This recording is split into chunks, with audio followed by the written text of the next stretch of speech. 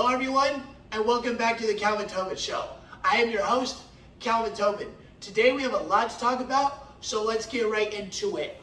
All right, we are here at the All-Star break, and starting tonight at 8 o'clock p.m. Eastern Time, we have the Home Run Derby, and we are in for a great one because the 8 Home Run Derby hitters are Pete Alonso, Corey Seager, Juan Soto, Jose Ramirez, Albert Pujols, Kyle Schwarber, Ronald Acuna Jr., and Julio Rodriguez. We are in for one fun night. And with these matchups, we got Kyle Schwarber facing Albert Pujols, Juan Soto facing Jose Ramirez, we got Pete Alonso facing Ronald Acuna Jr., and we got Corey Seager facing Julio Rodriguez. And but before we even get into my predictions real quick of how I think it's going to go down, my wishful prediction to win the whole thing is Albert Pujols, because I would love to see a legendary moment for Albert Pujols as a part of a great way to end his legendary career. All right, now let's get into my predictions. First off, we got Albert Pujols facing Kyle Schwarber, and I got Albert Pujols beating Schwarber. In the Juan Soto Ramirez matchup, I got Juan Soto going to the next round. Now, with Pete Alonso facing Acuna Jr., I got Alonso going to the second round. And for the fourth and final matchup of the first round with Corey Seager facing Julio Rodriguez, I got Corey Seager going to the second round. Now, into the second round, I got Juan Soto beating Albert Pujols, and I got Pete Alonso beating Corey Seager. And now in the third and final round of the Home Run Derby, we got a young superstar matchup in Juan Soto facing Pete Alonso. And this is going to be one great final matchup if it happens. Because with this one, my prediction to win it all is Pete Alonso from the New York Mets to win the 2022 Home Run Derby. Now tomorrow, we got the All-Star game, and we got all kinds of All-Stars in store for us to watch and have one hell of a time watching great baseball go for 9 innings.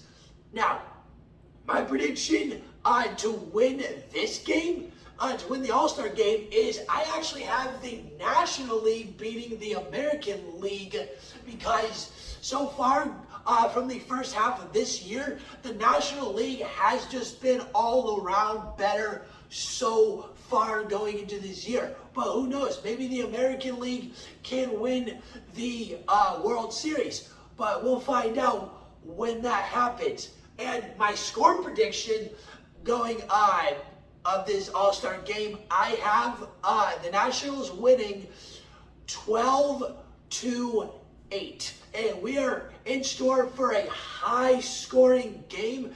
And now we just gotta stay tuned and see what happens.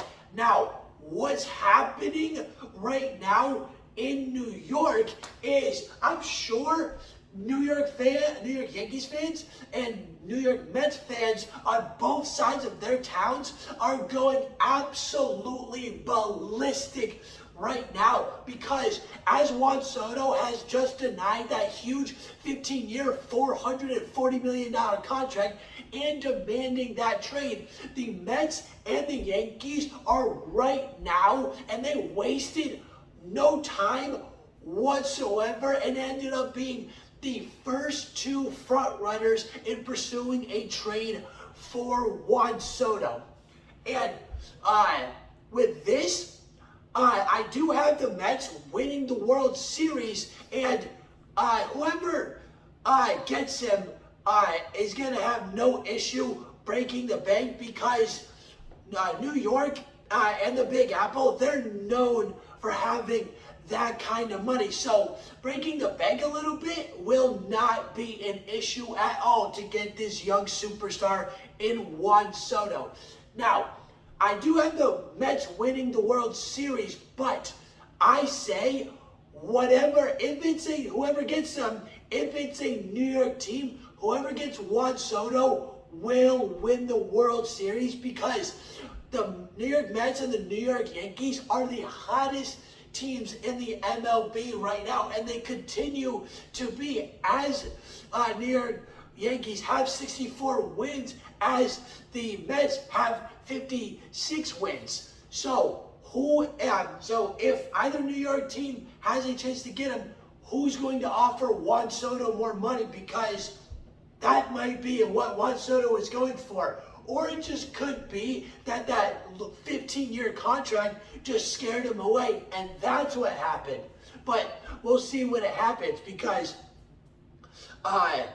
with Juan Soto denying that contract, there's a little question mark to what kind of money that Juan Soto could potentially get. Will he get less money because he rejected that huge offer from the Nationals? Or will he get the same amount of money and potentially more, and that rejection just never mattered? But we will see what happens when it's all said and done, if either of the New York teams get the young superstar.